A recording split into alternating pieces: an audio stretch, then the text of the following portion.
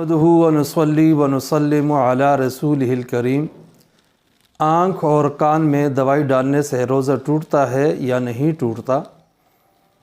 یہ مسئلہ اب بڑی اہمیت اختیار کر گیا ہے،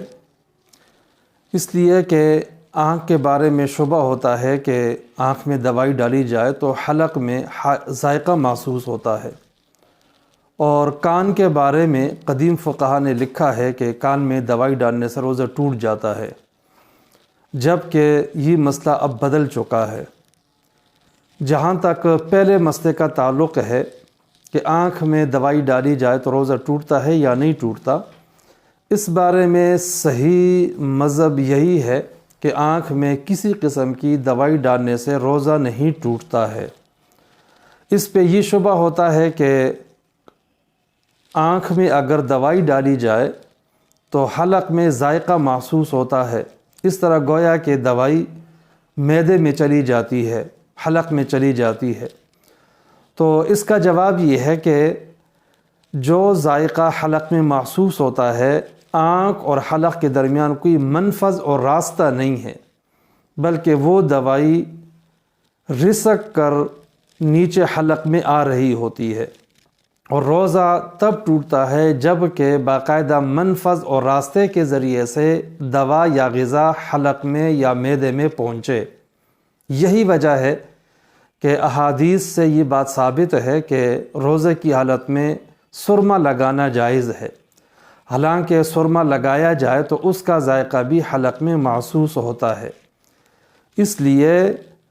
آنکھ میں دوائی ڈالیں، کسی قسم کی دوائی ہو یا سرما ہو، اس سے روزے پہ کسی قسم کا کوئی اثر نہیں پڑتا۔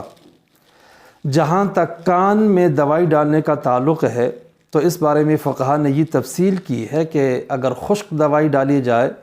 تو اس سے روزہ نہیں ٹوٹتا، اور اگر تر دوائی ڈالی جائے تو قدیم فقہا نے یہ مسئلہ لکھا ہے کہ روزہ ٹوٹ جاتا ہے۔ لیکن اب فتویٰ اس بات پہ ہے کہ کان میں کسی قسم کی دوائی ڈالی جائے اس سے روزہ نہیں ٹوٹتا۔ اس کی وجہ یہ ہے کہ علماء نے لکھا ہے کہ اس مسئلے کا تعلق علم تشریح الابدان سے ہے، علم طب سے اس کا تعلق ہے۔ قدیم اطباء کا کہنا یہ تھا کہ کان اور معدے کے درمیان، پیٹ کے درمیان راستہ موجود ہے، اور یوں کان میں دوائی ڈالی جائے تو حلق کے ذریعے سے وہ نیچے معدے تک پہنچ جاتی ہے۔ اس وقت فقہا کا فتویٰ بھی یہی تھا